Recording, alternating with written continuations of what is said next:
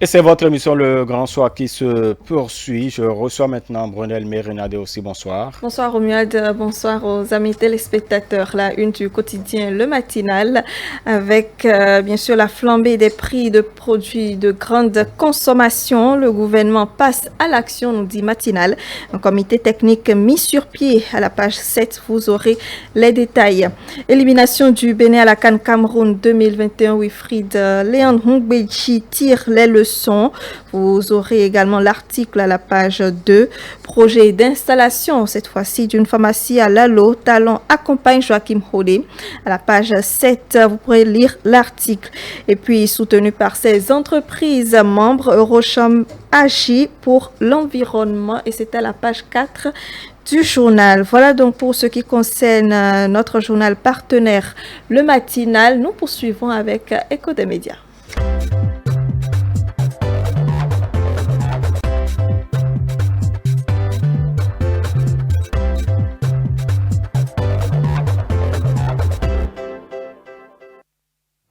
Sur Écho des médias, aujourd'hui, nous sommes avec le rénovateur, le rédacteur en chef Raoul Moutonji. Bonsoir, chef. Bonsoir et bonsoir à vos téléspectateurs. Comment vous allez? Nous allons très bien. Merci d'être présent sur ce plateau. C'est moi qui vous remercie. Alors, votre journal nous parle aujourd'hui, bien entendu, du sujet qui défraie l'actualité, la flambée des prix des produits de grande consommation. Et vous nous dites que les consommateurs sont nostalgiques de l'ONASA. Tout à fait, ils sont nostalgiques de l'ONASA. L'ONASA, c'est l'Office d'appui à la sécurité alimentaire qui existe depuis 1996 et qui, sous le défunt régime, avait institué ce qu'on a appelé les boutiques témoins. Et ces boutiques avaient pour vocation de lutter contre l'insécurité alimentaire et la pauvreté. En ce sens qu'elles offraient des vivres à moindre coût aux populations, si bien que lorsqu'il y avait flambé des prix, on se ruait tout à fait vers ces boutiques-là. Mais à l'avènement de l'actuel régime, ces boutiques ont été fermées. Avant même que ces boutiques ne ferment, l'ONASA lui-même a été dissous. Donc ça fait que cette possibilité-là qu'avait la population en temps de flambée des prix, de recourir à celle-ci du moins, n'existe plus. Mais l'ONASA n'est pas forcément la meilleure ou bien la seule disposition qu'on puisse prendre pour quand même aider les populations à gérer cette situation qui arrive tous les ans de toute façon. Tout à fait. Je pense que le gouvernement a compris. Il y a déjà des mesures qui sont en train d'être prises. Mais en attendant que ces mesures ne deviennent vraiment opérationnelles, il fallait quand même que la population se rappelle de ce qui se faisait de bien par le passé. Moi, je voudrais bien savoir, parce que quand vous dites que les consommateurs sont nostalgiques de l'ONASA, est-ce que, justement, vous avez fait de sondage? On n'a pas encore un institut de sondage, voilà, proprement. Tout à fait. Nous sommes allés vers les populations. Parce que lorsque... sur 11 millions, de toutes les façons, on ne pouvait pas aller vers les 11 millions. Il y a eu un échantillon de personnes qui a été interrogé. Quel échantillon vous avez interrogé? Bon, nous avons interrogé un minimum de 35 personnes. 35 sur 11 millions, c'est infime. Oui, je suis d'accord avec vous. Mais c'est quand même... tous on fait recours à l'ONASA? Bon, la majorité. Sur les 35 que nous avons interrogés, il y a environ 29 qui ont dit qu'en son temps, elles allaient beaucoup vers les boutiques. Mais il y a des facteurs aujourd'hui qui expliquent quand même cette flambée. Et effectivement, les autres années, ce n'était pas forcément à cause de la rareté des pluies. Donc, ce facteur est intervenu aujourd'hui. On est d'accord. Les changements climatiques aidant, il y a de par le monde ce problème de raréfaction des pluies qui fait que les prix flambent. C'est partout dans le monde, il faut être honnête et le dire comme ça. Alors, ce n'est pas pour autant que les populations devraient se dire, bon, comme il ne pleut plus et que bon, ça devient cher, on supporte, on avance en attendant qu'il pleuve. Elles doivent quand même dire, ah, attention, par le passé, il y a ceci qui se faisait, désormais ce n'est plus le cas, il faudrait que le gouvernement pense à une solution de rechange, si ce n'est pas sous la même forme, qu'il y ait quand même des dispositions. Le gouvernement pense à une solution tout à fait, on a suivi hier un conseil des ministres, Absolument. Il a été interdit formellement que nos produits aillent sortent de nos frontières. Je pense que c'est déjà salutaire parce que si on peut faire en sorte que tout cela reste sur le territoire, ça va forcément entraîner une baisse des prix. Cela va de soi. Très bien. Alors, les députés, j'allais dire, sont en plénière aujourd'hui pour parler, échanger sur l'obligation de souscription d'une assurance à nos moyens roulants à 2 roues. Qu'est-ce que vous en pensez? Bonne idée? Bon, bonne idée, mauvaise idée, c'est selon. Toujours est-il que toutes les mesures seront toujours chahutées par ceux qui tout de suite se sentent indexés par celle-ci. Je pense, et vous serez d'accord avec moi, qu'aujourd'hui, le quotidien, il n'est pas facile. Et quand c'est comme ça, toute disposition qui demande aux citoyens de sortir un peu plus de la poche est toujours mal vue. Mais je pense que si on explique le bien fondé de la disposition et que les gens s'aperçoivent l'utilité de la mesure, ils ne seront pas réticents. Donc, comme toujours, il faut sensibiliser, il faut attirer l'attention des gens sur le profit qu'ils tirent de la disposition. Ça va leur permettre de comprendre qu'ils sont plutôt protégés par la mesure.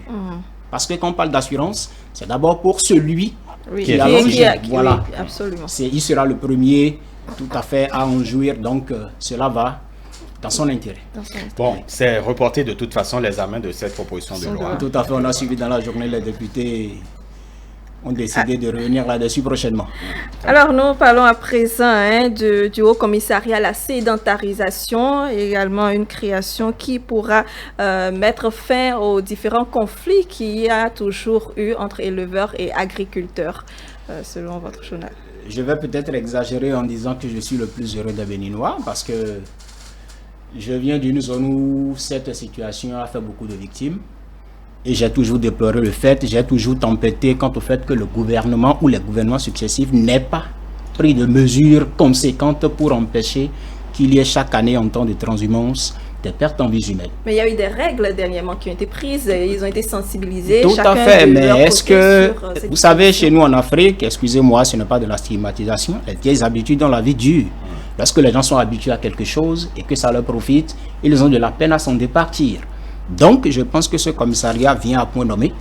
Il faudrait que les gens soient sédentarisés et qu'il y ait l'accompagnement nécessaire pour qu'ils restent là où on leur demande de rester et que ces conflits qui chaque année endeuillent des familles puissent cesser enfin. C'est ce que je pense. Donc, la mesure, elle est salutaire. C'est important, effectivement, parce que, comme le dirait l'autre, peut-être que cette phrase n'est pas bonne, mais on en a quand même marre d'entendre chaque fois que éleveurs et agriculteurs se combattent, alors que l'État est là pour pouvoir quand même organiser tout ceci. Tout à fait, tout à fait. C'est vrai. Alors, un dernier point avant de vous laisser partir, il s'agit du retour de Laurent Gbagbo. C'était aujourd'hui dans la journée de ce jeudi 17 juin 2021. Pour vous, une continuité et une logique, ou plutôt une logique de paix et de continuité. C'est bien votre titre. Tout à fait. Vous savez, on ne va pas revenir sur l'histoire. Laurent Gbagbo a été déporté à la CPI comme ce fut le cas en son temps. Déporté. Oui, déporté parce que nous avons tous suivi. Je pense que nous avons tout à l'heure parlé d'éleveurs d'agriculteurs. Quand deux camps s'affrontent, on ne peut pas en temps de justice juger un seul camp et laisser l'autre. Je pense qu'il faut que les deux camps soient jugés. Gbagbo est parti, il a subi son procès, il revient en héros. Et donc vous voudriez que l'autre aussi c'est ça. Je n'ai jamais dit ça, je ne sous-entends même pas cela, mais une chose est certaine, il revient chez lui en homme de paix. Ses partisans ont dit qu'il revient en homme de paix et que toutes ces velléités qui font croire qu'il voudra semer de troubles dans le pays ou que ses partisans voudront le faire, ces velléités-là ne sont pas vérifiées. Il revient en homme de paix. Et il reste dans la dynamique de la pérennisation de la paix et surtout de la réconciliation parce que la Côte d'Ivoire, quoi qu'on dise, est un pays fragilisé. Il faudrait qu'on recolle les morceaux pour que ce pays phare de la sous-région reprenne son envol comme ce fut le cas. C'est justement pour ça que le président avait dit qu'il n'y avait aucun problème à ce qu'il revienne chez lui. Mais il y a eu des réticences. Il y a un certain Diaby, Diaby qui s'oppose à ce qu'il vienne ou qui demande qu'il soit arrêté tout de suite. Oui, parce que dans un dossier qui a priori ne concerne pas ce pourquoi il est allé à la CPI. Donc je pense qu'il faudrait que les gens sachent raison garder. On veut la réconciliation. La réconciliation. Voilà. Est-ce qu'en réalité, parce que banalement, c'est 10 ans d'absence quand même, hein, c'est tout de suite, là, je pourrais utiliser l'autre titre, la nostalgie, voilà, parce que là, franchement, 10 ans, c'est important. Et puis, ces partisans... C'est quand même l'un des échecs également de la Cour pénale et internationale. Tout à fait, Bensouda s'en va. Exactement. Elle a un successeur, je pense qu'il devra voir de ce côté-là pour que les procès à venir qui concernent ce genre de situation puissent voir clairement dans la situation et situer les responsabilités. Parce que des hommes sont morts. Oui, absolument. On ne peut pas comme ça passer par perte et profit, cette perte en vie humaine et dire il ne s'est rien passé, et on passe les congés, on continue. Cette démarche d'impunité pourra susciter demain d'autres actions parce que les gens pourraient se dire comme c'est arrivé comme ça, nous aussi on agit. Espérant que la CPI nous acquitte un jour. Bon, l'objectif de la CPI, c'est quand même de punir. Tout à fait, je suis d'accord. Ce n'est pas l'impunité, c'est de punir.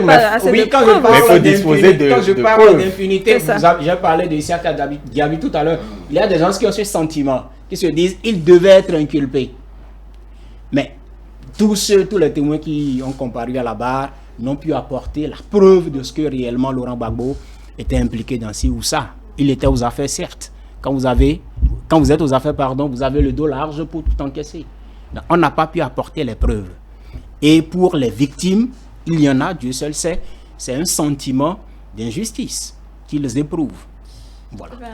Chacun devra à présent choisir la réconciliation si on veut recoller les morceaux comme vous l'avez dit tantôt pour que le pays puisse continuer et retrouver une autre de paix, continuer son développement. Merci beaucoup Red Chef Raoul Anthony, c'est un plaisir. Merci à vous. Merci à vous, autant pour moi le plaisir partagé. Certainement vous préparez quelque chose pour demain, vous nous rappelez? Oui.